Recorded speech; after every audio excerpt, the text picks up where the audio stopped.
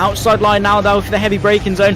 Around the outside goes the Audi R8. Look how much Miller's come back into play. Exactly, Miller's still start dropping. He's not on second and change.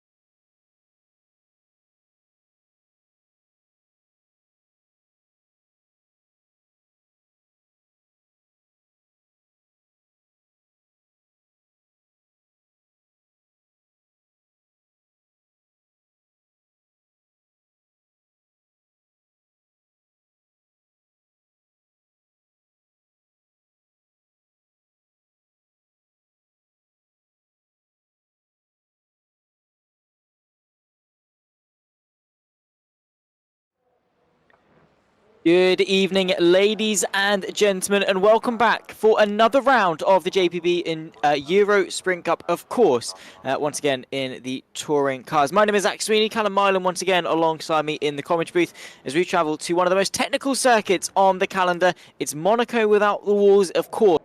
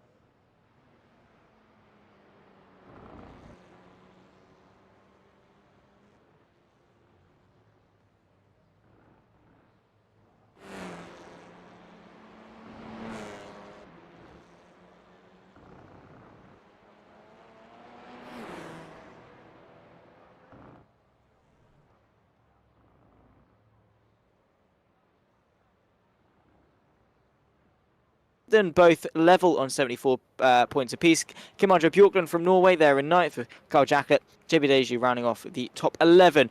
Moving on, of course, over to the AMS, which is turning itself into a little bit of a runaway from of course, Flying Dutchman that is Dan Paples, 26 points ahead. Kev Ayler, who was only 4 points ahead of Cooper Akers in that very close fight for second place. Not quite breaking the 100-point mark, but definitely still in the in with a shout of at least a second place in this championship. Stuart Gibbons there in fourth, Scott Malcolm, Paolo Brem, Gary McFarlane the next three spots. Chris van der Linde just in behind, only 3 points back in eighth. Had Chris Barnes and Deck Crowther that round off the top 10. 10 points behind that, of course, Billy Mole in P11. All very, very close. And let's not forget that we also have the teams standings as well. Of course, we'll jump straight into the pros, of course, with SRL looking strong as ever. You can see the two Adams of Delmont and McNally lead the way ahead of the sister team Next Gen of Mould and Brown. Only 11 points between them in both, of course, the drivers and, of course, the Constructors' Championship as well. Sim Race Sweden, the new team on the block there in third, ahead of Racing Falkners. Insignia Motorsport, the top five, ahead of Sim Racing Norway, Photo Media and BS TV. Onto the AMS, of course, again, a very tightly contested championship, especially in that fight for second. Sim race Sweden, though, Chris van der Linde, Dan Paples dominating. 43 points clear of Blade Designs Gamma, who are themselves very much matched with TART in third. Then comes Sham and Blade Designs 4 and 5. So very much heating up in terms of the Pro Championship. Definitely, Callum. I mean, well, that'll be an interesting development. Yeah, it certainly will. Like what I was saying just a minute ago before, you've done a fantastic job of going through them with some of the issues we've been having. But yeah, it's all still to play for. You know, it's there on the plate for everyone, really.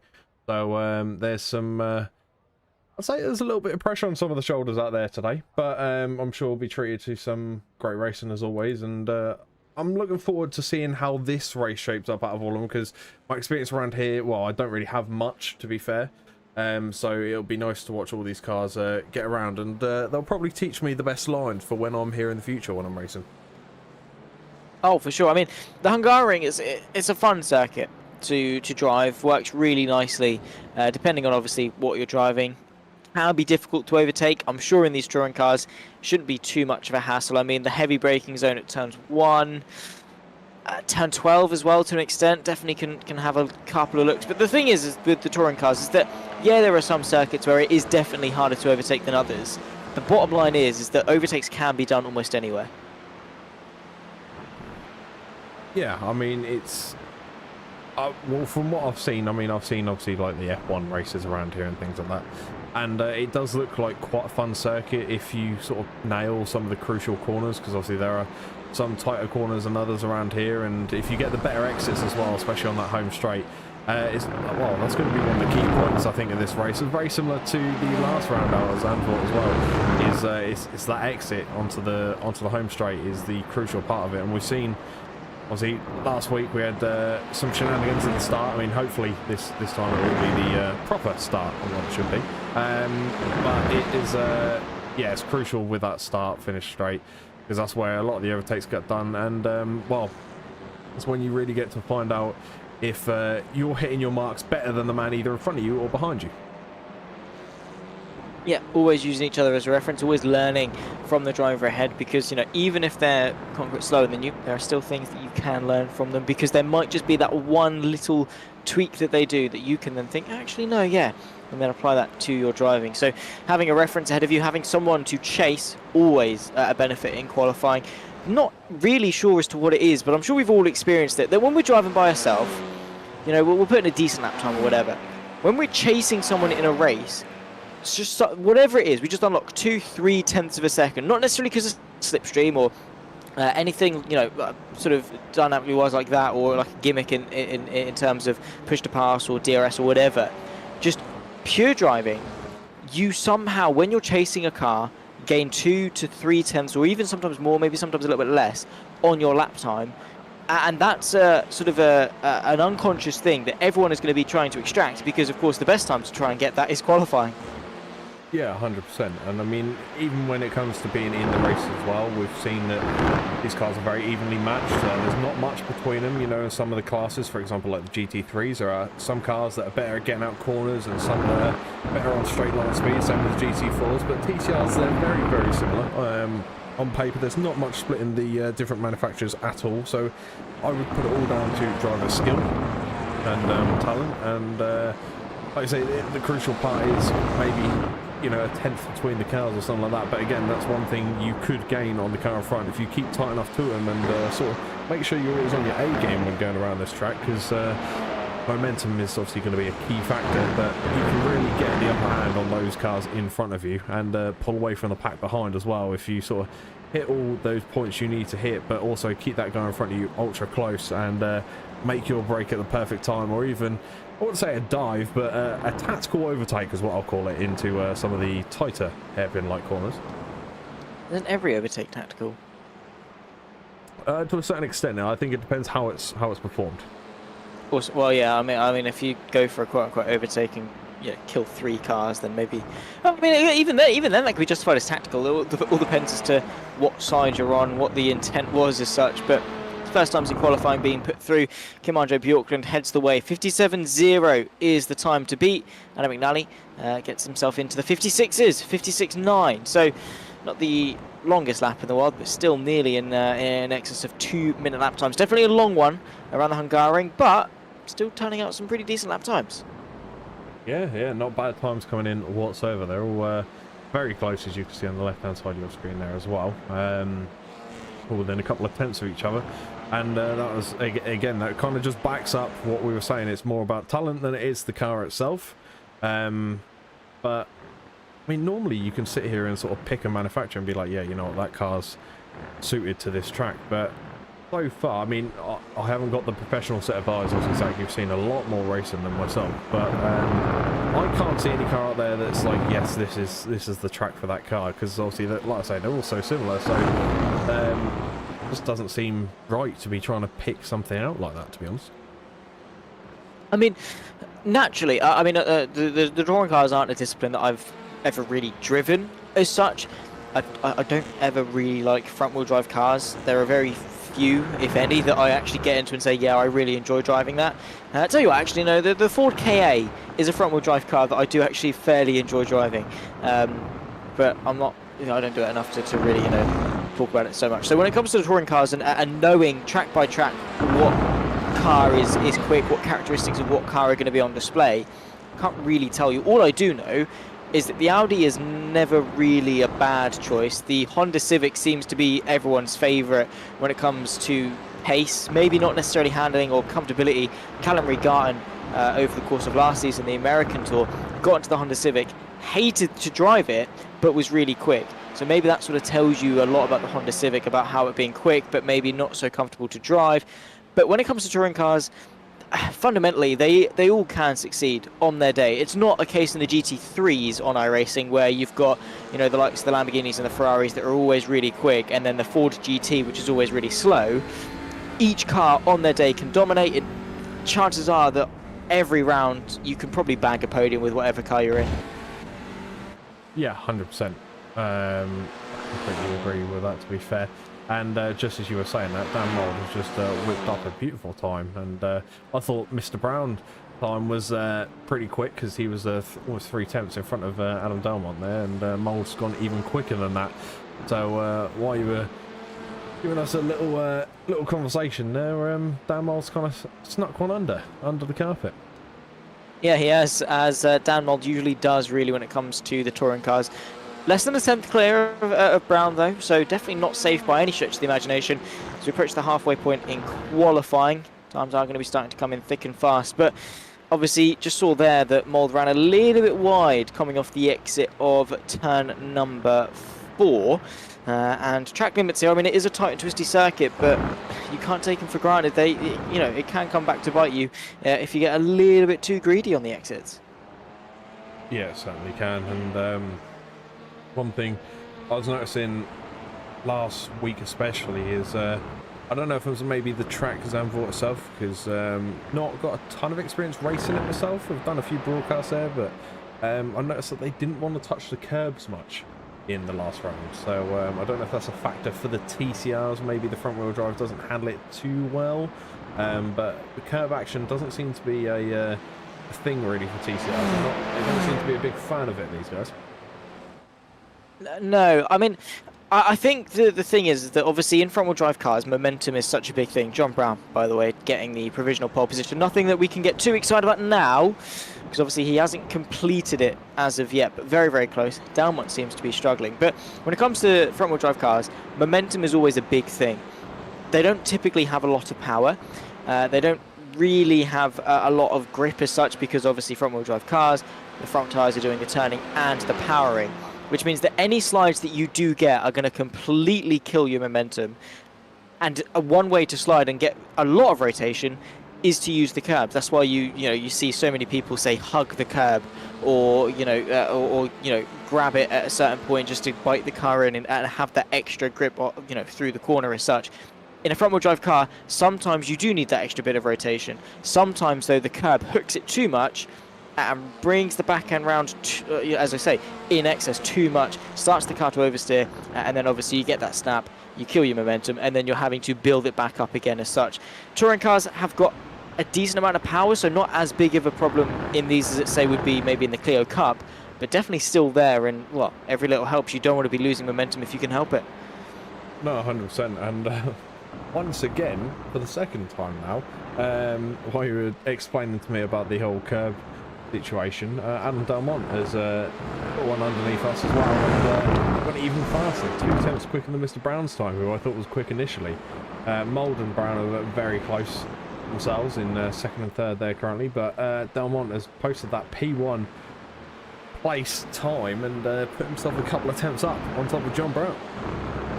Yeah, really good lap time. I mean, again, did touch on the fact that maybe he was struggling, but no, he was 3 tenths down. Now he's 2 tenths up. Huge improvement made there from Delmont. Still 5 minutes left to go in the session, though, so plenty of time for things to improve. Dan Paples, once again, having a really strong week in terms of raw pace and also in terms of the arms as well. Cooper Akers is the next closest to him, down in 8th. Dan Paples chasing after that overall win last week, narrowly missed out on it and only managed to get second in race 2. Hungry for that overall win and, well, wants to intermingle amongst the pros. He certainly was. He's putting up a decent little fight last week. And, well, to be fair, I've seen it in a couple of different leagues from Mr. Peoples. He always likes to go out there and put up a fight. Doesn't matter what the name is, what the I rating is, or anything like that. Always likes to get stuck in and go door to door with people and really try and put up a strong challenge and a strong fight as well, which is always good to see, especially on our end of things here behind the screens. So great display, and hopefully we'll be treated again to some fantastic racing this week. As you can see him there really trying to spin the back end round of that car to get around these corners, and looking a bit on the grass there, a bit wide through that right-hander, but nonetheless keeps it on track. Bjorkman, interesting. Bjorkman had a very strong week last week as well. They're very consistent. Speaking of consistency though, this man here, Mr. Gibbons, Stuart Gibbons in the green and white Honda was Mr. Consistent last week. He finished, I think it was P5 in the first race and P6 in the second race, I believe. Yeah, just overall fantastically consistent week for Mr. Gibbons, and he probably blew himself away with that performance that he pulled out at Zandvoort recently. So let's see if the history can repeat itself, should we say, here at Aragon. I mean, fundamentally, they are fairly similar circuits, are sort of Zandvoort and the Hungaroring, both tight, both twisty, both technical, and yeah, again, not a huge reliance on straight line speed, more that mid-corner, sort of mid-speed grip as well. So these guys are going to be able to use a lot of the experience that they learned, that driving style that they carried forward from Zandvoort to full effect here at the Hungaroring, and we're probably going to see some very similar racing as well. Probably more so here at the Hungaroring. I think there is definitely more to add to the entertainment value than Zandvoort does in raw overtaking opportunities, but definitely this qualifying session looking very, very strong indeed. 2 minutes 32 left on the clock. Mould from Delmont now, a 1/10.5 between the pair of them. That is going to get very close into the final few. That certainly is, and speaking of those here, that'll be the two that are on your pictures right now for everyone watching at home with us. Some good pace so far from the top three. They've been sort of chopping and changing throughout this session so far. Dan Peoples trying to sneak his way in there as well. And I think when it comes to the race, obviously Peoples' qualifying pace and race pace is completely different. Obviously qualifying over the course of one lap. The race is over the course of, you know, however many laps it takes to fill up that time. But obviously it's going to be a lot more than what you do in your qualifying session. So it's all about that consistency, and I think definitely the top four, probably even top five of Bjorklund getting in the back there as well. Barnes will be sort of hanging off the train. Well, I mean, this thing's going to be really compact, and I can see it being a compact little sort of, I reckon, top 10 group for, I reckon, a good easy 5 laps. So before we start to see a few splits and braking parts within groups, but yeah, I can see this being a really close start and a close race overall for, like I say, the first sort of 5-ish laps. We start seeing those holes start to appear. Yeah, you got to make sure you get the most out of the race start when everyone's nice and bunched up, before the field starts to spread, before battles start to emerge, people start to settle for positions and anchor down and defend. Because particularly at circuits like Zandvoort and the Hungaroring, track position naturally a lot more important here than anywhere else, and you want to be able to stay ahead, and that means defending is easy, but also means that you lose a lot more time by battling around such a technical circuit like this one. So you want to be able to sort of get away from the bunching of that midfield, get ahead of it, get some fresh air, and be amongst that front fight. Because, like I said, as soon as people start to settle, that's pretty much it. You're just capping yourself with that ceiling. Yeah, pretty much. And we got to that interesting point. I think it looks like all the cars have now settled where they are. We've got a few just suddenly whizzing out of the pits now, but yeah, I think you got to make the most of the race start. I mean, we saw the race start last week went a bit pear-shaped for some of the drivers out there, so it's those situations where you do need to capitalize on, and you need to try and take full advantage as best as you possibly can. So we'll be looking to see if these guys can do that here today. Very much so. Well, with qualifying drawing itself to a close, let's run you through the final classified grid order before we head our way into race 1 of 2. In the end, Dan Mould was the one that took pole position, a 1:55.323, a 10th.5 clear of championship rival Adam Delmont, who will join him on the front row. John Brown, Dan Paples pole for the AM, and joining John Brown on the overall second row of the field. The Norwegian of Bjorklund rounds off the top 5 ahead of Chris Barnes, who will keep him company on row 3. Then comes Adam McNally and Cooper Akers, 7th and 8th. Carl Jacklett, Deck Crowther round off the top 10 ahead of Nick Kirstens and Stuart Gibbons on row 6. Malcolm and Mole, 13th and 14th. Chris van der Linde, there you can see rounding off the top 15. Levela and, of course, Gary McFarland, 16th and 17th. And then, of course, a very lonely Fraser Garrity in 18th place on the grid when we are able to scroll down to that particular part of the grid. Just that awkward cut-off point. You can just about make up McFarland, but no, Fraser Garrity is there as well. 18th and final spot for race number 1. Round 5, of course, of the JPB Euro Sprint Cup here in the touring cars. 20 minutes on the clock, Callum, and, well, this should be a good one. Yeah, it should be indeed. Apologies to Fraser, who had his name cut off there, but unfortunately it doesn't go lower than that, so we're kind of stuck in that position. But it looks like a standing start, back to normal, and, well, predictions is I'm going to go for Mr. Brown. I think is going to take this one. Well, all those questions will have an answer in 20 minutes' time. Dan Mould, Adam Delmont, the front row. We are back underway here for the TCR Cup, and here we go in Hungary. Good start from the front row. Of course, you can see Adam Delmont immediately trying to pull alongside his championship rival of Dan Mould in towards turn number 1. Also carnage in the background as well. Multiple cars going multiple rows deep into turn number 1, though. You can see Mould trying to go the long way round, but it is going to be Adam Delmont that's going to hold firm on that right-hand side. Bit of sort of a stoppage there on the apex. Doesn't quite manage to keep that momentum, and Dan Mould is able to retain that pole position that he managed to keep in qualifying. Huge carnage in the background, though. Multiple cars involved, and not the way they would want to be starting this race. No, not at all, but that's one of the things we did mention at the start of this race, or just before it started, which was you need to capitalise on those situations towards sort of the middle / back of the pack. If you are right at the back or sort of towards that end, so you need to, when you see that smoke, you kind of need to go easy on the brakes and on the accelerator, but then once you see a clear path, then you just sort of power on by. And unfortunately, it looks like some people did get caught up in that, but I think we lost too many vehicles. We lost Gary McFarlane, who's in the pits at the minute, and McNally as well, who's currently in P17.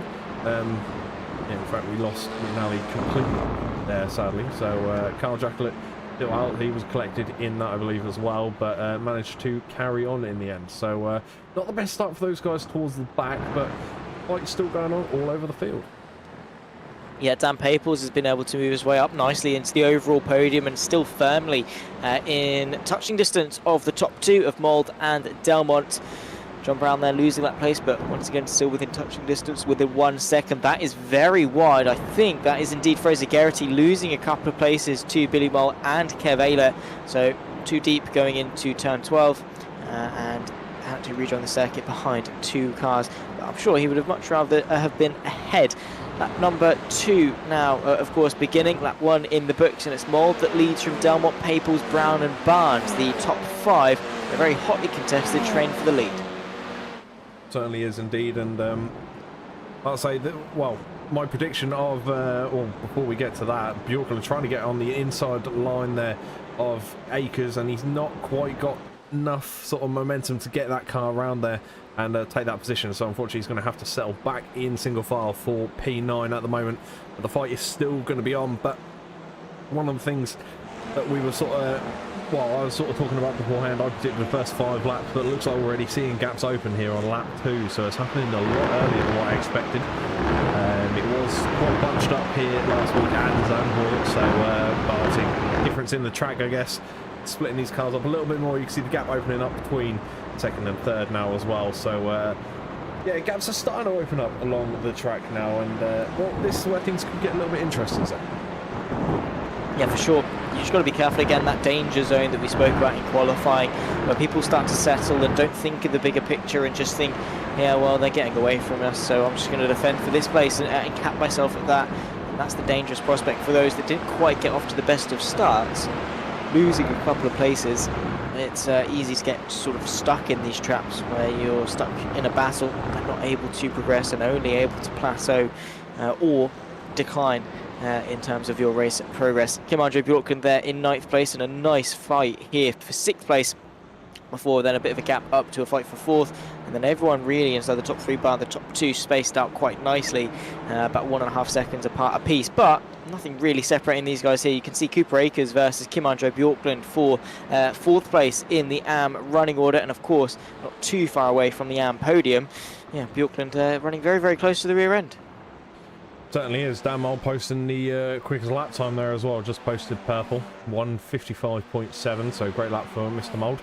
But the others aren't that far behind that lap time either, so it's all very close within the top 3, even though there's 1.9 seconds now from Delmont to Peoples. That gap can go down quite quickly, and well, the battle for P6 overall, that's going to be the tightest one out on track at the minute. 4 cars involved, possibly 5 if Gibbons can get his foot down a little bit more in the next few turns.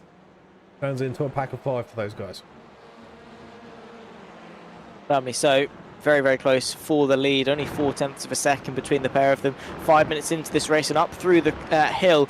You can see Kirsten's under pressure from Dick Crowther, who's trying to put some more sort of buffer zone really between himself and the rest of the Anfield, who want that podium off of him. There you can see Stuart Gibbons trying to get himself involved. Bjorklund through on Akers. Big snap of oversteer on the exit. Chops the nose off of the 47. Here comes Scott Malcolm now, as you can see, into the inside of the chicane. Very fidgety once you reach the first apex, but as long as you can straight line the exit, you can see there like that, Malcolm through up into the top 10.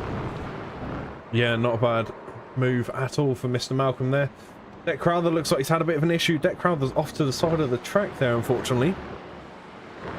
Big puff of smoke there, and Dick Crowther's still facing the right way, but nowhere near where he should be. So we'll take a look back at that in a few moments. John Brown's trying to close the gap now on to Mr. Peoples, and Peoples probably looking in his mirrors a little bit. I know that man has a bit of karting experience behind him. I'm not too sure if he's driven any other I wouldn't say proper vehicles, because a kart is a proper vehicle, but larger scale vehicles. Tin tops. Tin top. Yeah, I don't know if he's driven any kind of tin tops or have any real life experience kind of thing in those, but he knows what he's doing in the car, doesn't he? You know, he's not going to be sitting there racing in his mirrors the whole time, because that's the one thing people tell you not to do. But he's well aware that John Brown is behind him. Maybe a dark livery, but it's easy to spot, especially when he's getting as close as what he is. Within half a second still at the moment, but not as close as what Stuart Gibbons is at the minute. And just as I say that, the time backs off, so he might have got a little bit of a slowdown there and backed off just a little bit. Yeah, and there you can see losing a little bit of time, but still plenty more time left to go in this race. 13 minutes 22 seconds on the clock, side by side as they exit. Nice little up and under there as Van der Linde tries to find a way through on Billy Mole, but on this particular occasion, again, no way through for the Dutchman of Van der Linde, who ran very well this time last week at Zandvoort, as did the entirety of Sim Race Sweden, in fairness, as they are doing really in both of their respective championships through turn number 6. And just catching that curb on the right hand side there a little bit, getting bogged down ever so slightly and not carrying the same amount of speed through the corner as Mole was, so just having to sit back, wait, bide his time for the time being. And that's the thing really when it comes to circuits that is where it's kind of difficult to overtake, like the Hungaroring. Patience is a huge virtue.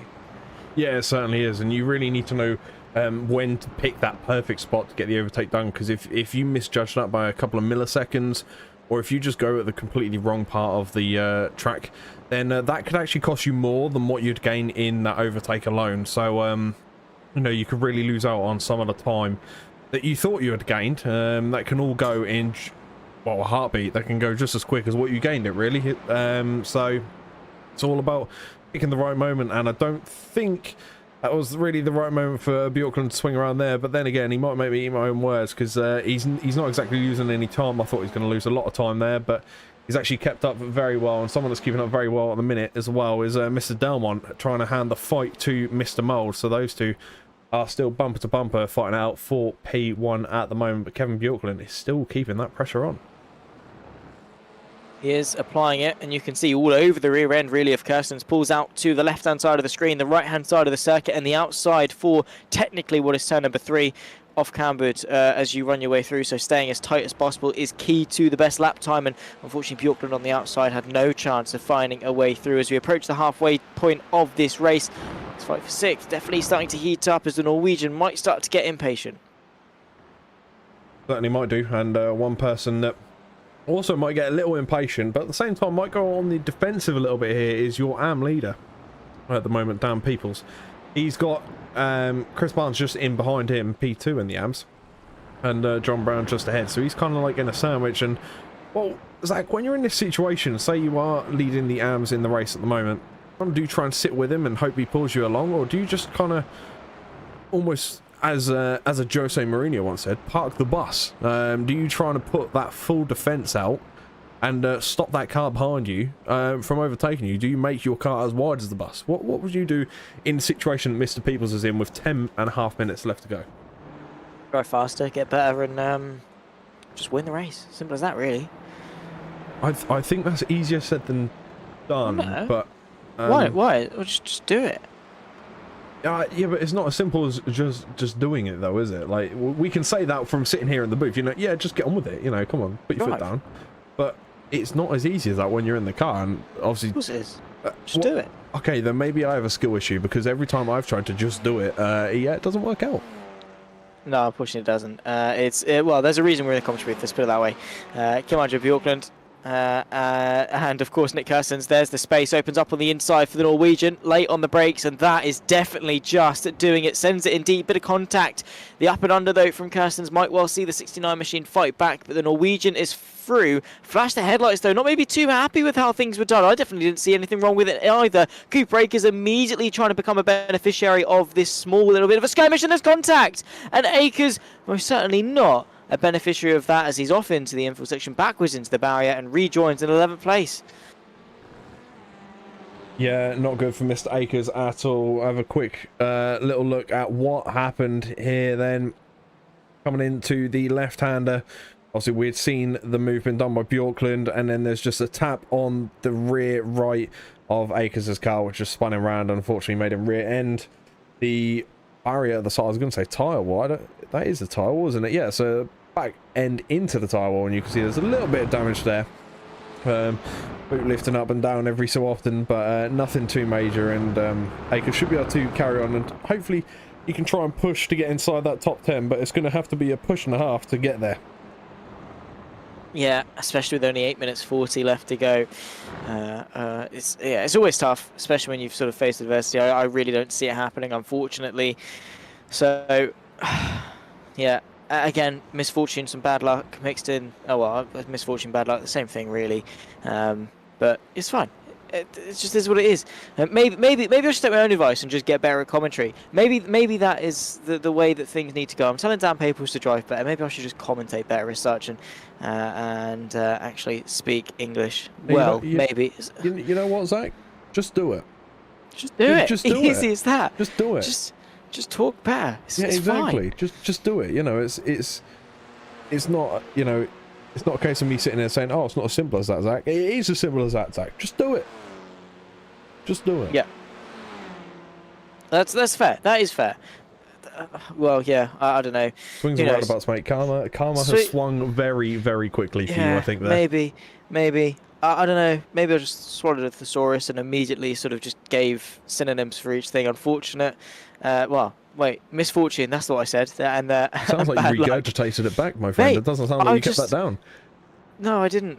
But you know, moving on. 7 minutes 22 seconds left in this race before I dig myself even deeper and deeper and deeper. And of course, Phil in the YouTube chat as well is going to just assist me in this digging. Here's the fight for the lead, and this is definitely more interesting than my lack of ability to commentate. Well, literally having a discussion with James yesterday about knowing your worth, well. That definitely plays into that a little bit better than this. But people that definitely do know their worth out on track, Dan Mould and Adam Delmont, they are the top dogs in this race, 8 seconds clear of the rest of the pack.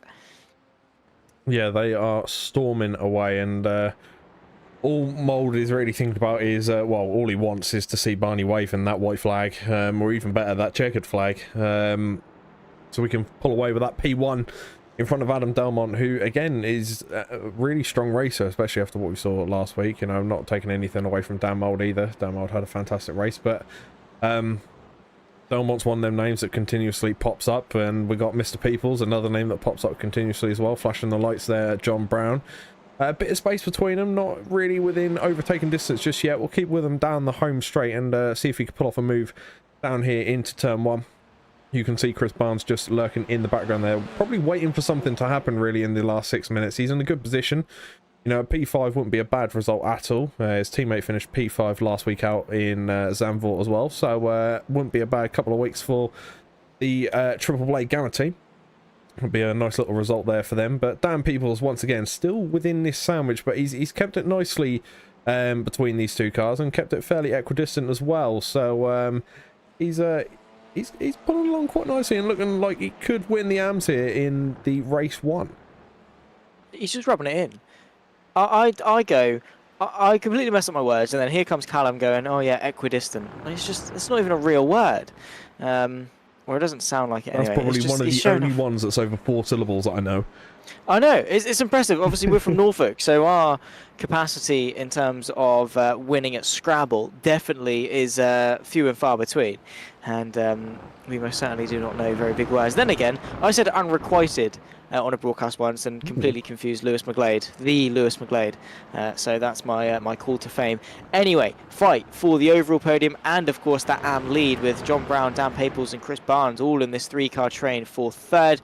Less than 5 minutes left to go. Only a couple of laps left, of course, with it being nearly a 2-minute lap. So I'm probably looking about 3 more laps in this race. Well, it's getting busy. It certainly is. It's getting to that point where, well, it's getting to the point that I like to call Fergie time.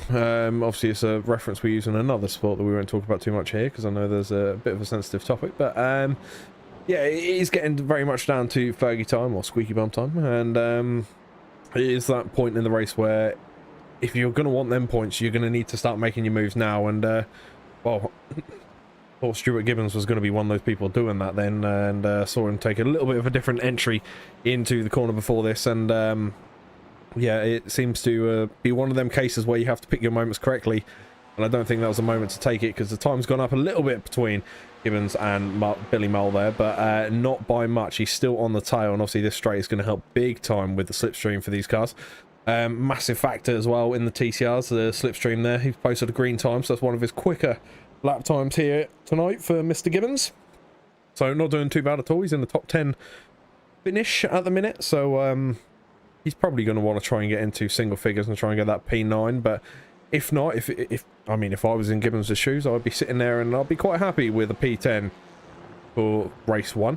Akers just coming out of the pit as well after the earlier incident, so going to be a few laps down, I believe, Mr. Akers, or in fact maybe not even a lap down yet. I'm not too sure how long Mr. Akers has been in the pits for, because he did carry on after that incident, but nevertheless he looks like he's got that rear end repaired and he's back out on track for the last 3 minutes. I think he is just about still on the lead lap. Yeah, about 53 seconds down on Dan Mould, and of course a lap is a little bit longer than that. Those that are lapped are Garrity, McNally and McFarlane, obviously, because they've been spending a lot more time in the pit lane, losing a lot more time than, unfortunately, what Cooper Akers has done, which is such a shame based on his pace and his capability so far in this race, but all to come, of course, in buckloads for race 2. Maybe he can bounce back and, of course, make that charge to the front, of course, with a reverse grid. Definitely within a shout of potential victory. Here's the fight. 4 cars. Kirstens, Malcolm, Mole and Gibbons. 1 lap after this one left to go. They've just started lap number 9. We'll go to 10. And that should conclude race number 1. personal best, of course, for Dan Mole, the 55.3. Nearly 9, well, about 8 tenths of a second quicker than Adam Dunn on that last lap alone. The Hyundai really turning up the heat in that fight for the lead.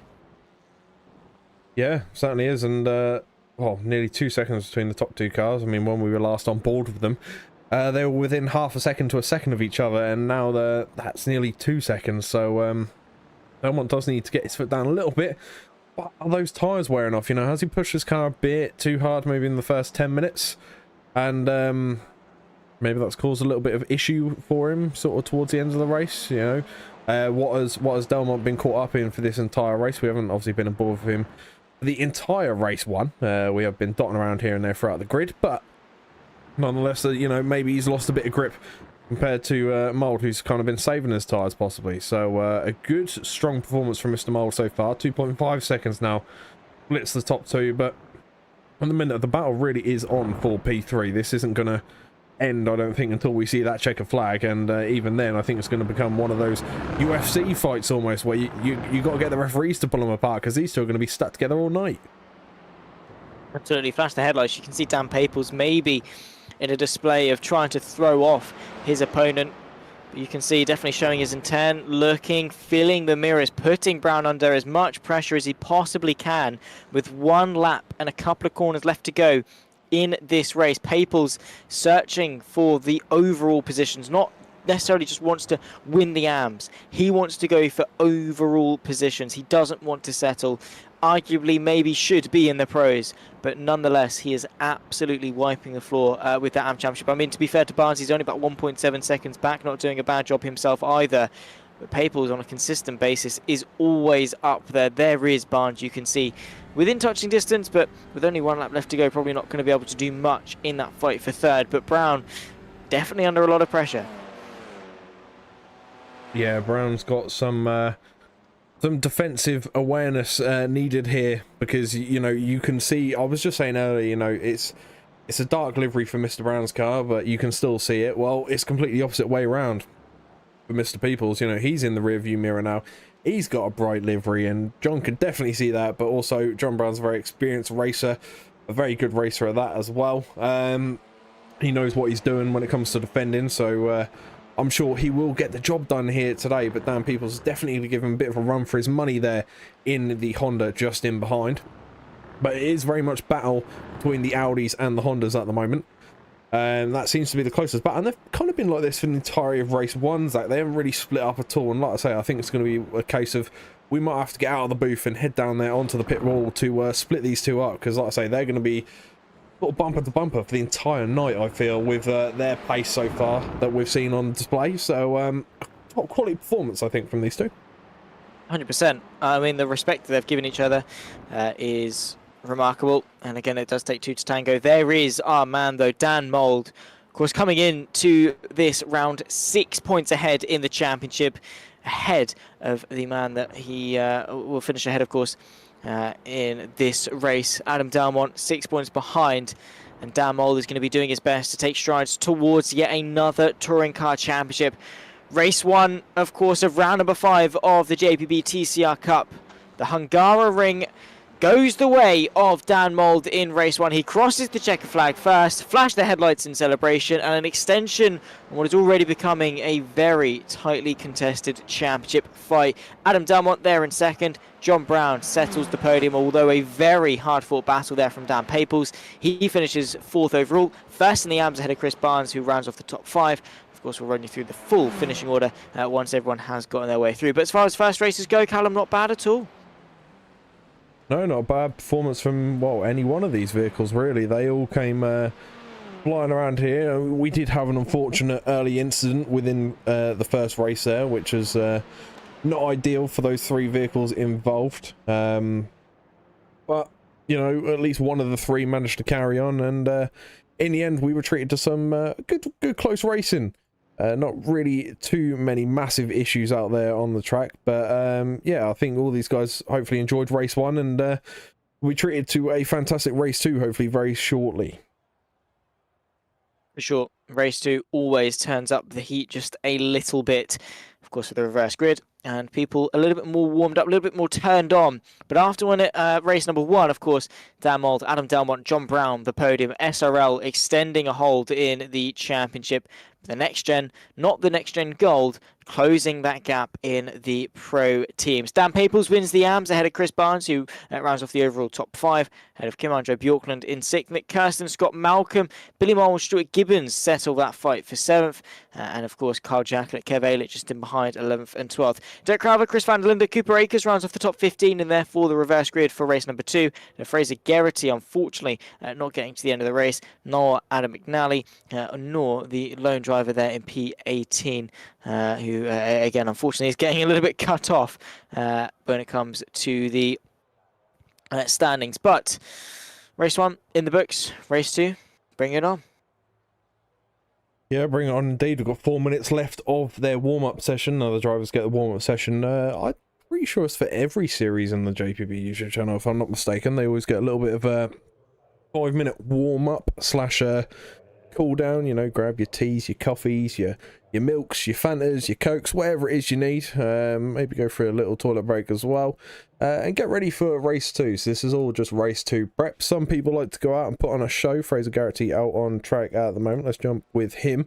There he is in his white and blue Honda. Last time we got some donuts and some wheel spins from an Audi out on Zandvoort. So we'll see what we get this time. But some people like to use this to try and perfect their lines, or try and perfect some things they were getting wrong in race 1. And arguably that's what I'd be doing, trying to better anything I feel like I can improve, and hopefully that will make a difference come race 2.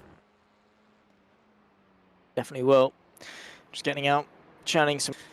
Gotta be honest, if it was me, I'd be using this as a well-earned break. I mean, for some, maybe they just want to ride the high of the adrenaline, but what are you going to gain from an extra 3 minutes of driving, 1 lap?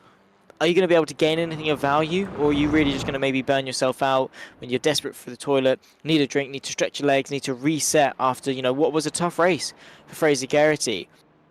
How much are you going to benefit from just 1 extra lap of practice? You know what, that's a very good question, because to be fair, that's one of those questions where you ever get asked a question by someone and it just stumps you so bad, you're just kind of sitting there like, you know what a good point.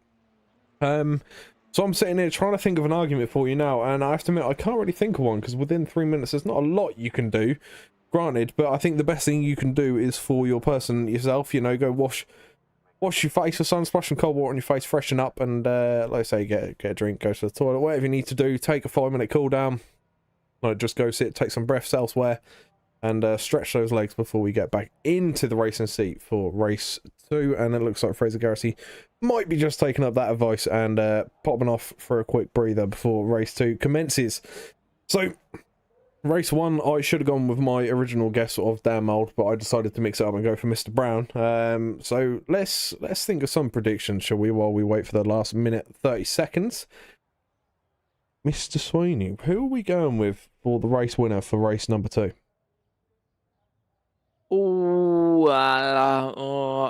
Down one. Ooh, okay. See, I think I'm going to have to go with the race 1 winner. I think Mould's going to get the double, because I think that Mr. Brown's going to have his hands full with Dan once again. I'll say I think those two are going to be joined by the hip for this entire night. So I think with that pressure added on, that might slow the 2 cars down just a little bit. So I think we might see a double from Mr. Mould here at the Hungaroring tonight. See, I can see that. The problem is that Delmont that I've, the Delmont that I've seen, definitely of recent, definitely in 2024 for sure, is a driver that is so capable at overtaking. His race starts, particularly sort of in the Clio Cup and in the TCRs, he doesn't wait around. He is so clinical about how he gets moves done. He carves his way through the field. Of course, will have the upper hand. He'll be starting ahead of Dan Mould, and I don't doubt that he'll be able to make the most of the lack of overtaking opportunities here at the Hungaroring. He'll get a punchy start, and he should be able to work his way forward. That is why I've got faith in him. You're putting your faith in him. Well, yeah, I have to admit, I think I've got to go for the man who's going to try and get the double. I think I've got to go for Mr. Mould. got to back him, and yeah, fingers crossed he can pull it across the line and get that victory that he so needs.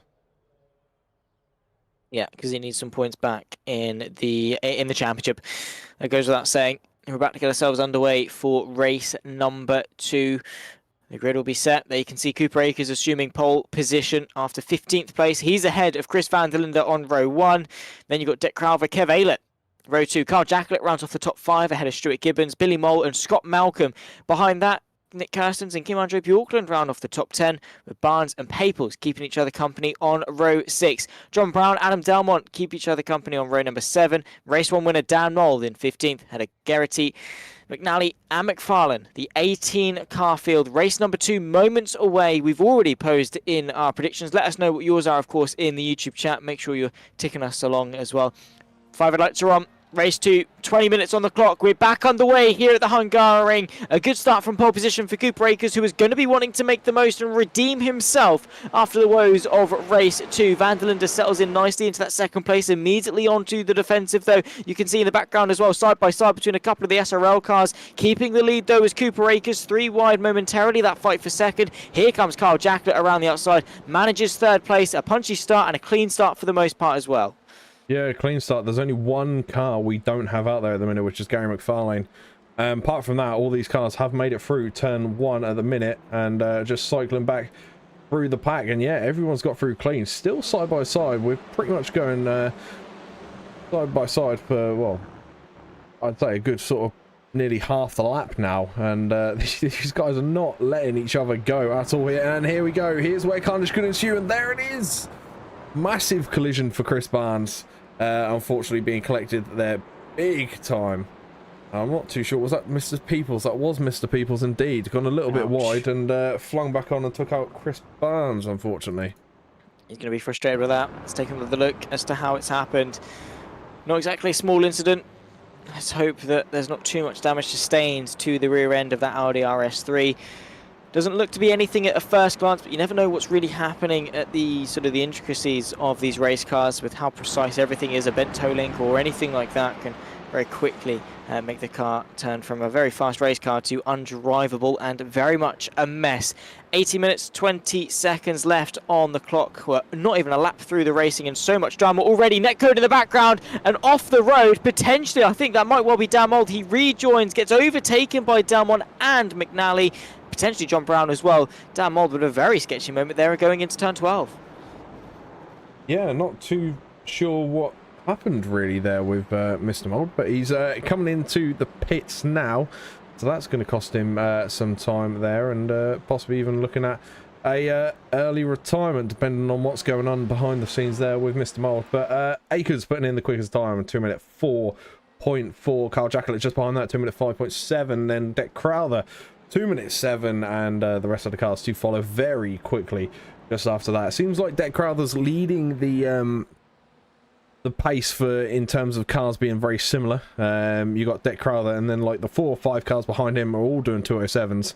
You see the brakes are absolutely on fire. The orange in the wheel arch matching the orange on the livery there for the 167 car as he comes through pushing to get higher up that podium in the minute. He's on the bottom step, but he wants those top 2, and well, he can get there. He hasn't got much pressure from behind at the minute, Zach, so he can really focus on what's in front rather than what's behind. Yeah, he just has to focus forward and you know, not settle. Again, it's too early to settle. Still so much racing to go. You never know what's going to happen. Chris van der Linde getting overtaken by not 1 but potentially 2 cars there. The Audi finding his way through. Kim-Andre Bjorklund, sensational move up into 5th. Yeah, fantastic move. He pulled that off to perfection, and it was just a great move overall. And it looks like there's a bit of issues here for Scott Malcolm, losing the position down to P8. And, well, the man just in front of him, Mr. Adam Delmont, currently up 7 positions at the minute. So he's joint top for the most overtakes, him and Adam McNally, sorry, both up there with 7 overtakes each. So Adam Delmont is well and truly flying at the moment. P7 overall, but he's got a bit of work to do if he's going to get up there and score, because I believe he was your prediction, was he not? So he's got a little bit of work to make that win come true for you. Fingers crossed. Bring it on. I mean, I give him stick basically every time I broadcast with Adam Delmont, and he does deserve it some of the time. There's other times though where I'm a little bit too harsh, and I do like to see him do well. Here's John Brown as well, trying to improve on his position. He's on the inside of Billy Mole, but the Aussie is able to stay to the outside. Adam Delmont through as well, up into 6th place, already making some steady progress in this race. And still with 3/4 of it left to go, plenty more opportunity for him to move forward and close that gap to Dan Mould, whose race 1 was dominant. His race 2, though, lackluster so far. Yeah, it's not gone the way he planned. But not good for him whatsoever. Scott Malcolm looking to get on the move again, though, and trying to get up into that P7, gets his nose in front, and does a fantastic job in that very clean looking white, navy blue and black livery there. The Scotsman, well, the flying Scotsman, I think we should call him at the moment, moves himself up into P7, just in front of Delinda there, and well, what a train he has behind him now. So he really does need to try and keep his eyes forward and try and push that gap, because that is a hefty train. One slip up and it could all go wrong for Scott Malcolm. Yeah, it's not going to take much. And again, a circuit as punishing as the Hungaroring, and you know, in racing as brutal as the racing that we've seen so far today, things can go from 100 to 0 in the snap of your fingers, in the blink of an eye. So you've always got to be aware. You can never take anything for granted, and you most certainly cannot get complacent. Little bit wide there. Stuart Gibbons allows McNally to get the drive through.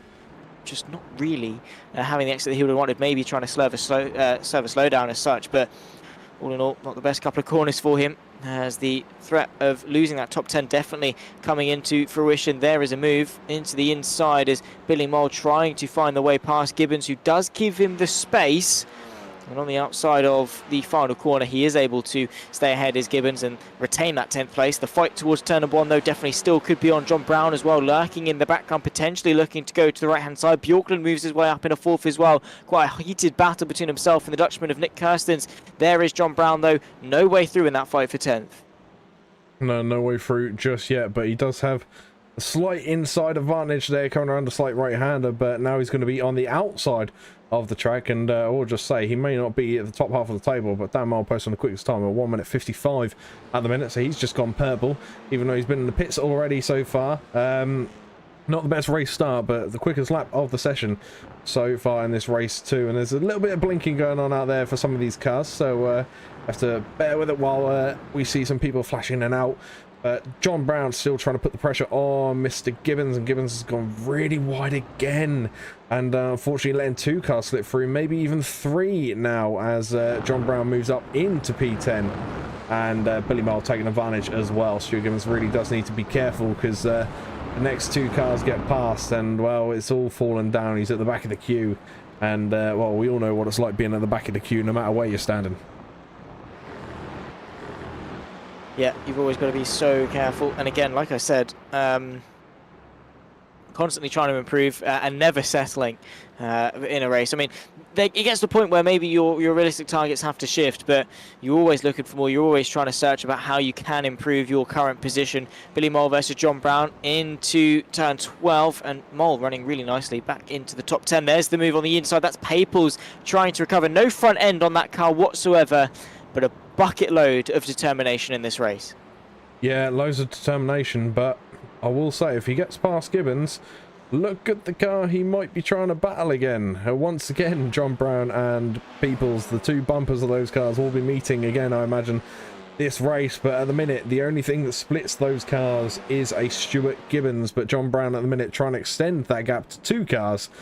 Goes on the inside of Billy Mole, gets later on the brakes once again, gets the inside line, but can Mole get the switch back? He does get it. He gets that momentum out of the corner and tries to flick it back in front of Mr. Brown, and he's done so, pushing Brown into P11 now. So he's just dropped outside of P10, but a slight little lock up there for Mole, which is going to send him awfully wide, and possibly Stuart Gibbons is going to take advantage as well. It's almost sound like a bit of door-to-door, and almost 3 wide as well as we come into the next right-hander. The bumperless car there on the left-hand side of your screens of Dan Peoples trying to keep the battle going. Stuart Gibbons comes out victorious of that battle there, and sitting in front of well, 3 cars with very similar colours on their livery scheme. So There's a lot of blue, yellow and white out there today. Yeah,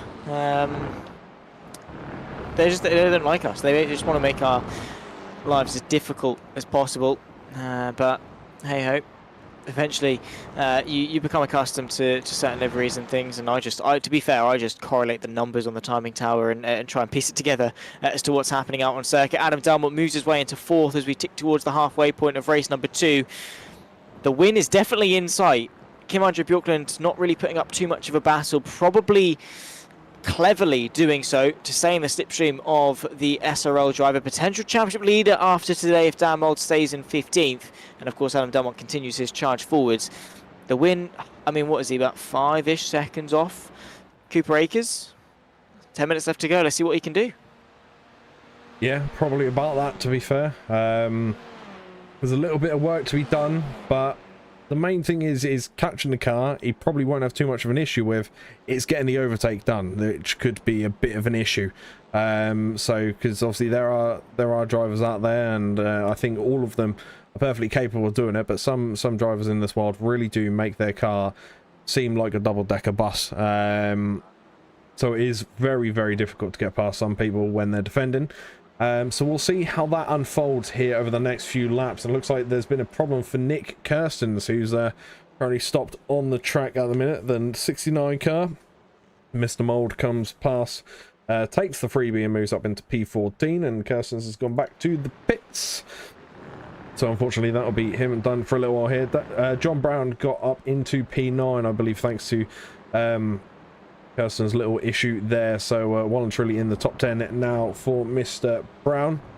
Gibbons is the final member of the top 10, and just behind him we have Billy Mole, Dan Peoples, and Dan Peoples has backed off just a little bit, and I wonder if that damage is affecting his car and his pace just slightly, because he was really fighting up high last race with John Brown non-stop, and John Brown's pulling away ever so slightly every so lap at the minute as well.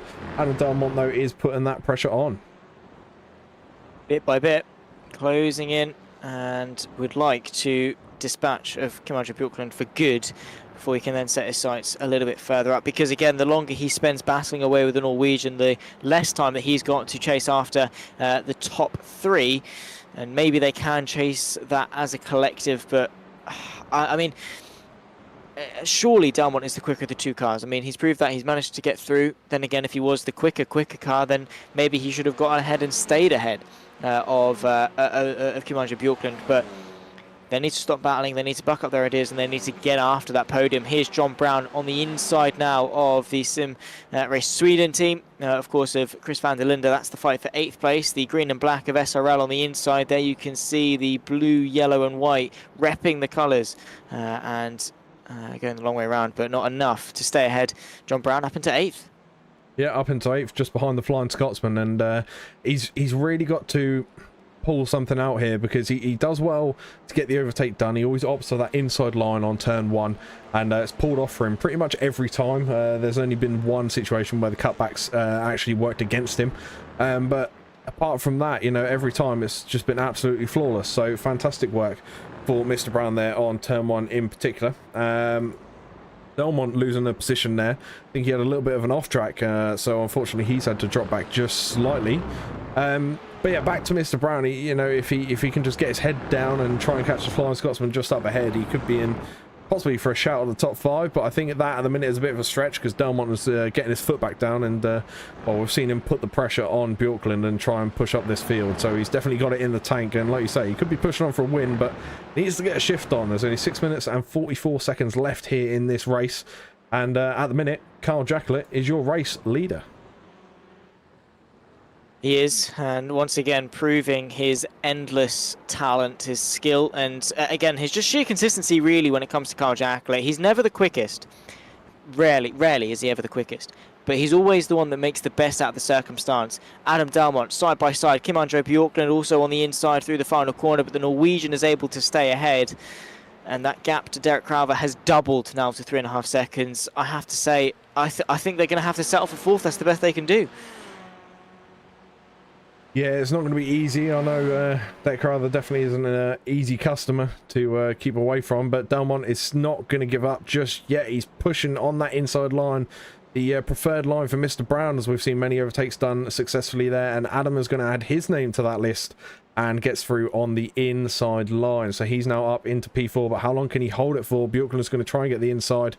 He does get his nose up. Oh, I thought there was going to be contact there, but they managed to give each other enough space and respect to keep it nice and clean. So Delmont continues in P4 here with just 5.5 minutes left to go on the clock.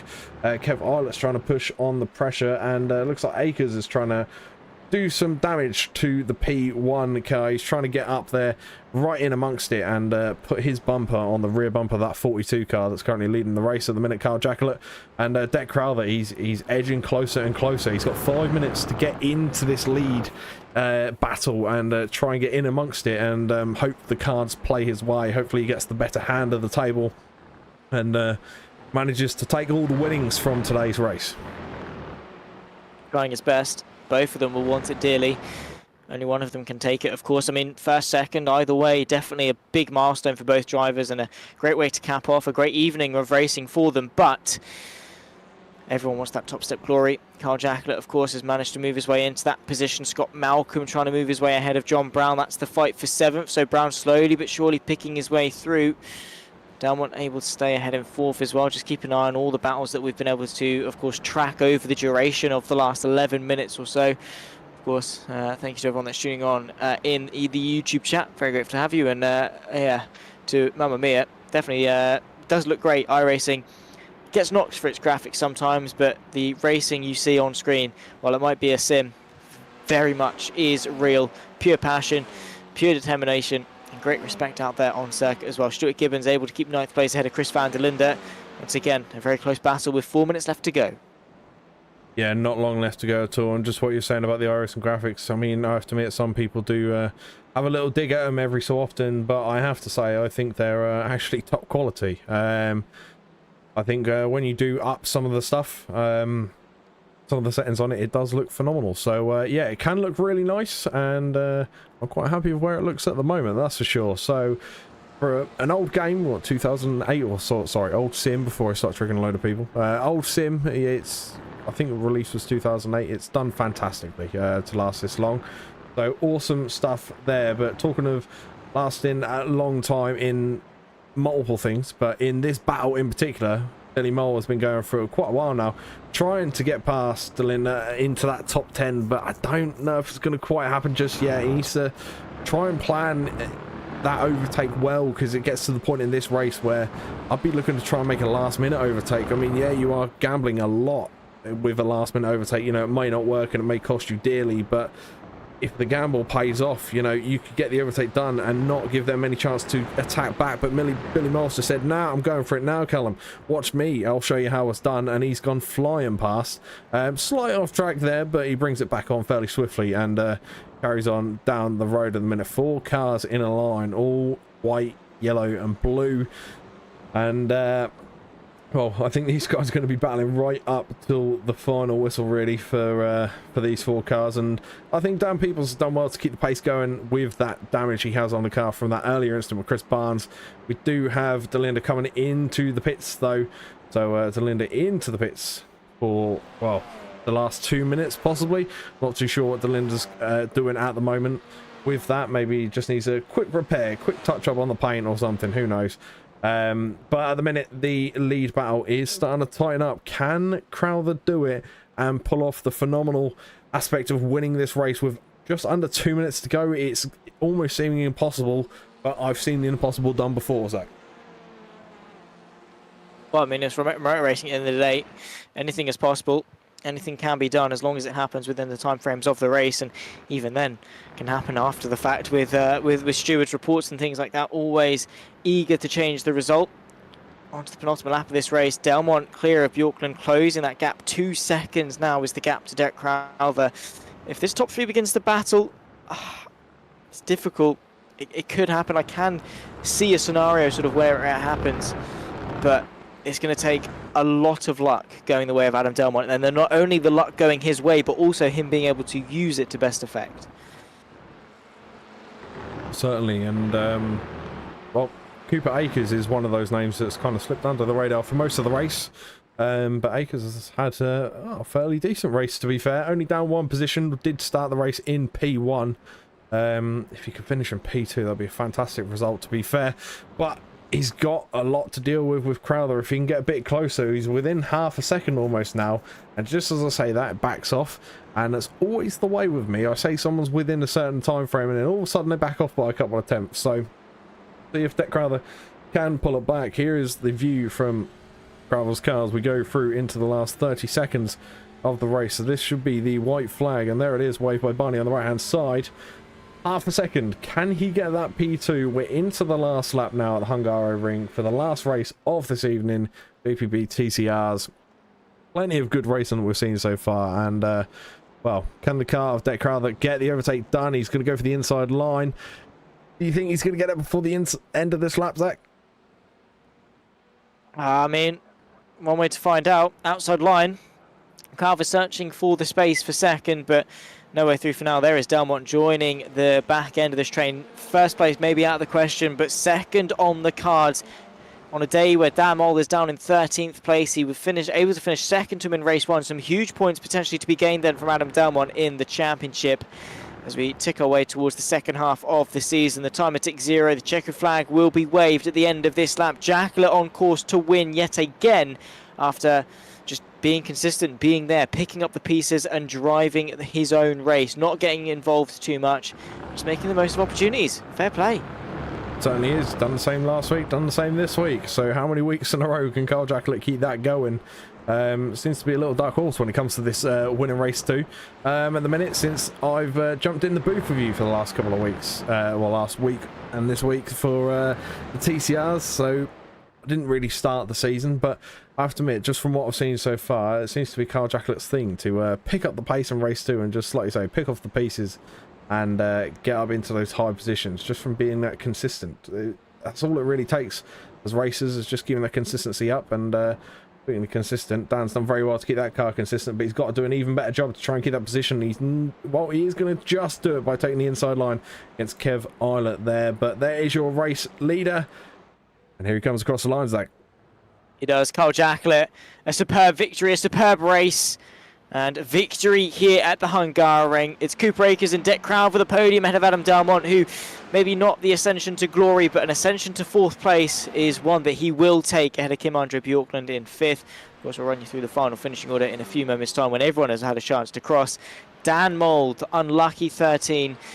And while it was victory in race 1, the aggregate in terms of the 2 races when it comes to Adam Delmont, a 2nd and a 4th, definitely more consistent and able to bag a decent chunk of points in the championship. And with only 5 points between them coming into this one, it's heating up to be incredibly close in that pro fight. But also, Dan Paples in the AM as well, not having the best of rounds here for race 2 of the Hungaroring. Everyone across the line, we'll take a look as to how people have finished up. Carl Jacklet victorious at a Cooper Akers and Deck Crowther making it, well, 2 AMs on a 3-step podium. Not bad at all between the pair of them. Adam Delmont, Kim-Andre Bjorklund, the top 5 ahead of McNally and Brown in 6 and 7. Then comes Malcolm, Gibbons and Billy Mole. Rounding off the top 10, and a Kev Eilert and Dan Mould only able to muster up 12th. I think maybe some post-race penalties in the end of things. Then comes Chris van der Linde and Dan Paples, the top 14. Nick Kirstens, Fraser Garrity, Chris Barnes and Gary McFarlane rounding off the 18-car field for us here today. All in all, a successful evening. Not bad going. No, not bad at all. Wonderful racing all around, and I have to admit, I think I was better than last week. In terms of racing, it was sort of non-stop action all the way to the very end. So some top quality stuff from all the racers out there. Really enjoyed that here tonight. Yeah, well, certainly so. Let's take a quick word with a couple of our drivers. Then initially, I think we'll. Oh, well, I can't drag them in. Do you know what? Let's join them in the interview room. Let's do that one because again, we don't have the power to drag. So we'll join them in the interview room and then we'll. Drivers, of course, we'll start with Kim-Andre. I think we'll start with you. Obviously, we're joining you here because we don't have the privilege to drag you into the broadcast booth, unlike James. So we're going to have to make do for the time being. But welcome in. Not a bad evening of racing for you, then, Kim. No, No, it was actually really fun. Some bumping and scratches, but that's TCR, I guess. And I mean, here at the Hungaroring as well, with it being tight and twisty, was never really going to be an easy race, was it? No, I think some of the bumps were a bit unnecessary, but many cars and not too much room. No, absolutely not. A very difficult circuit, both racing and overtaking. But you managed well, and some good points bagged. A good battle with Adam Dalmont towards the end. Yeah, that was really fun. And obviously going forward for the rest of the season, I mean, are you aspiring for anything? Going for podiums, wins? I'm just showing up and try to do the best I can every week. You're not doing a bad job, let's put it that way. Well, Kim Andre, thank you for joining us. And before we let you go, any shout outs you want to give to the YouTube chat? Of course, to my team and you guys. Awesome stuff. Thank you very much. And we'll see you next week. Yeah. Awesome stuff. Kim Andre Bjorklund bagging some very good points in the end for Team Norway. Next up, though, just having a quick look as to who we can actually have a chat to. I think we'll come to you, Scott Malcolm. Just talk us through really your evening as a whole. And, are you pleased as such, maybe? I'm not sure as to your emotions over today, but, seemed to be quite hectic. I was surprisingly pleased with that because I've only done about 10 laps of practice last night and the laps I've done tonight. So I wasn't expecting much if we going with last night's laps. But end up with, I think it was 2 podiums I got in class. So I'm over the moon with that.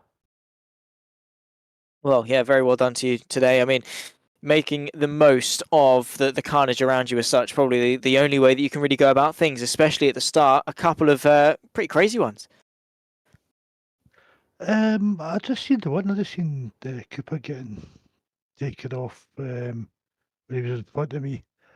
I don't know who that was with. I don't know what actually happened. But apart from that, I didn't really see too much going on. I just ended up just cruising about myself and making sure that the poor guys got by me, and I was keeping the likes of, I think it was Billy and Stuart, the distance behind me. Just maintaining the gap more than anything, really. I mean, so far, I say so far, today definitely was successful. So far, a fairly successful season. In a week's time, though, we'll head to the Nurburgring. I mean, how confident are you feeling of your chances in Germany? I'm just going to take each track as it comes. There's no point in, making predictions at this stage in the season. But yeah, I'll just turn up and practice on Thursday night and see how it goes. Awesome stuff, Scott. Well, thank you once again for joining us. Congratulations for what has been a successful evening for you. Any shout outs you want to give before we let you go? Just the same as what Kim said, you guys for organising this and all the other drivers. Awesome stuff, Scott. Well, thank you for joining us and take care. We'll see you back in a week's time. Great, cheers. Thank you very much, Scott Malcolm. Successful evening for him here at the Hungaroring. Next up, we're going to take a quick chat with Cooper Akers, who I'm sure is going to be fairly delighted as to how things went for him. Maybe not necessarily race 1, the potential was there, but race 2, you made up for it. Oh yeah, it's a shame with the coming together with Nick and the chaotic start on race 1, but put me in a good position for race 2. To be honest with you, though, I don't think I could have held off another lap because I raced in VR and I was getting sweat in my eyes and I was losing lots of time. But in the end, I held off deck for a great race, really. Yeah, I mean, all in all, it was fantastic to watch. Great to see you up there doing well once again. Not doing too bad of a job, let's put it that way, in that fight in the AMS. I mean, talking of that championship battle, you and Kev Aylett very, very close coming into today. Dan Paples seems a little bit out of reach for a couple of you guys. Maybe not every week, but definitely the overarching theme is that he's the one to beat. are you setting your sights for anything in particular, or are you just waiting to see how it happens? In the end, me and Kev are good buddies, so obviously we're gonna try and battle each other for P2, but I'm happy with anything I get. But in the end, I think I got a good shot keeping a podium at the end of the season, but it's hard to catch a Dutchman out front. Yeah, he's not exactly easy to catch, let's put it that way. Cooper, I mean, going forward, as we said to Scott, any aspirations for the Nurburgring? I mean, positive, negative feelings about the next round? Nurburgring is one of those tracks I've never quite got on with, but as a with enough preparation, I think I can do well. We'll see what happens though in the round.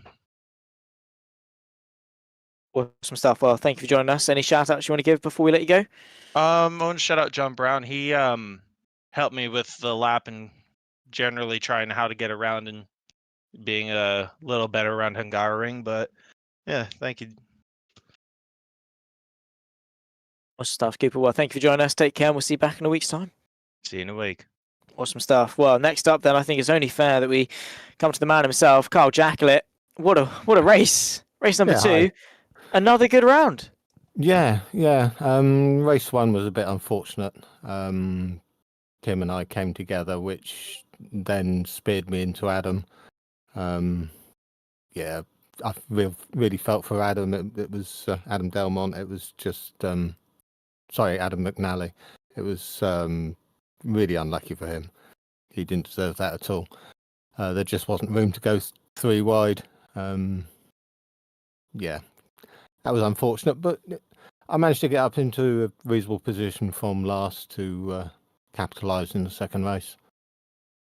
You really did. And doing basically what you do best. I mean, not necessarily the quickest driver out on track, but definitely the best at making the most of circumstance. Yeah. I was really pleased with my pass into the chicane in that race. I forget who it was against now, but it was a lovely outbreak into it. It was cracking. I really enjoyed that. Well, yeah, again, a really strong race and more to come, hopefully. Yeah, I'm here for the next one, but I'll be missing the one after that, unfortunately. But I like the ring. Yeah, it's a good track. Awesome stuff. Well, take care. Thank you for joining us once again. Congratulations on yet another good result. Before we let you go, any shout outs you want to give? Yeah, just to Adam McNally. He didn't deserve what happened. That was really tough on him. It must have been quite a shock when he suddenly got speared in the side. Yeah, it is a shame, but a difficult race for a lot of people. Carl, thank you very much, and we'll see you back in a week's time. Yeah. I'll be there. You will be indeed. I'm sure you'll be back in here. Well, race 2 winner, of course, Carl Jacklett. Adam Delmont next up, though, who took second place in race number 1, 4th place in the end in race number 2. Close, of course, to the win in race 1. Got caught up in a battle with Kim Andre, of course, in race 2. And, of course, starting 14th definitely didn't help your progress, but made the best out of today, I think. Hey, buddy. Yeah, mate. Do you know what? I'm happy. 2 P2s. I mean, yeah, P4 on the road, but P2 in class in race 2. So 2 P2s. Obviously, Dan had complications in race 2. So just be, able to claw back some of those points. I lost last week. So, and I may have got fastest lap in one of those races. I'm not sure. I did have it at one point, but I didn't notice if I still had it by the end. I need to check. But yeah, mate, as long as I'm clawing points back, I'm happy. Yeah, exactly that. I mean, that championship battle between yourself and Dan Mould, I'm excited to see how that goes for the rest of the season. I'm sure, hopefully, from your side, you're going to be hoping that it's not maybe as close and you're able to secure it a little bit easier than what we're hoping for from sort of an entertainment side of things. But you made some big steps up, and of course, a bit of misfortune struck his way, and you did a great job as to make the most of it. Yeah, exactly that. And it's going to be close, and I'll enjoy the battles. I think Dan did have the pace on me today anyway. I mean, admittedly, I've not had much chance to practice, barring a couple of laps before the session opened tonight. But yeah, I was really pushing to keep with him in race 1, and I just made a couple of small errors. But obviously that just dropped me away from him a little bit, and then I spent a couple of laps trying to push really, really hard to catch him back up.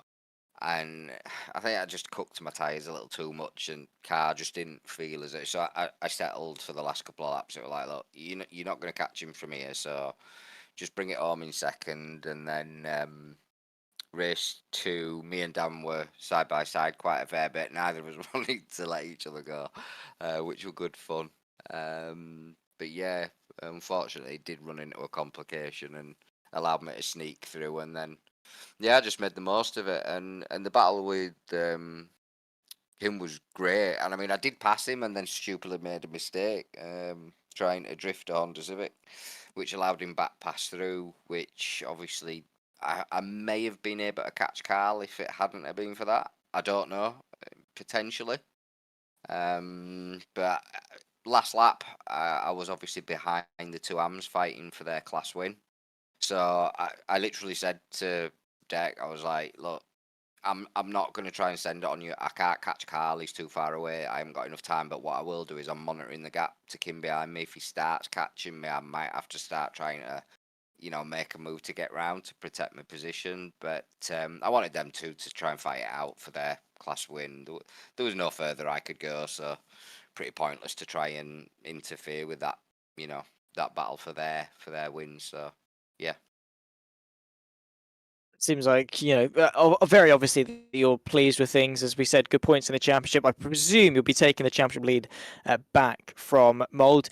A week's time, though, the Nurburgring. I mean, are you going to be able to keep the championship lead? It's all there, mate. I can, if I get it right on the day, me and Dan can be just as fast as each other. And I think it just sways between tracks with me and Dan. There's some tracks that I have a little bit of an edge, and there's some tracks that Dan has a little bit of an edge. I don't know how quick Dan is around there. I'll obviously find out very shortly. I'm sure he'll be rapid. But I quite enjoy Nürburgring myself as well. So I'll just have to make sure no more weeks without practice. That I'm just gonna have to make sure I do the laps, because if I don't, Dan's too good of a competitor to sit back and think, can just turn up. But that's not happening. It's not. He is not something you want to get complacent with. Do feel bad for you. The 2 championships you're in, and you've got Pete Newman and Dan Mould, which are arguably 2 very difficult people to go up against, but you're doing very well in both circumstances. So very good round for you. Big congratulations for your results, and I'm sure we'll see you back in a week's time. Before we let go, of course, any shout outs you want to give? Usual lot. You guys for the amazing broadcasts, the admin, the stewards, the drivers, everybody that's involved, Next Gen, SRL, and all their associated sponsors. And yeah, I will see you next week, dude. Awesome stuff. Take care. We'll see you back when we head to Germany. Good night, buddy. Awesome stuff. Callum then, with all the interviews done and dusted, we got some lovely insight into the display of racing that we saw, some the perspective of the cockpit as such. We can only give so much from the outside perspective that we've got in the commentary booth. Nice to hear from some of the drivers, and for the most part, they seem quite happy. Yeah, they do indeed. Doesn't seem to be too much anger between any drivers here this week, so that's a nice week overall. We've seen some great racing, some great driving, side-by-side action all through the field. And with conditions we had out there today on track at the Hungaroring, you couldn't really argue, you couldn't really wish for any better either. So, great stuff overall. And once again, a fantastic session sitting here and alongside you and commentating over another fantastic race in the TCRs. Yeah, very much so. We look forward to, of course, a week's time, the 9th of February, when we take to the Nürburgring GP Loop. My name is Sweeney. I'll have Callum Mileham once again alongside me in the commentary booth. We thank all of you for watching along at home. Thank you to all the drivers and everyone here at JPB Leagues as well for making sure we have our show, making sure that these races turn up, and of course to the drivers for putting on the shows that we've got. The championship is definitely heating up. But in the meantime, take care, and we'll see you then. Bye-bye.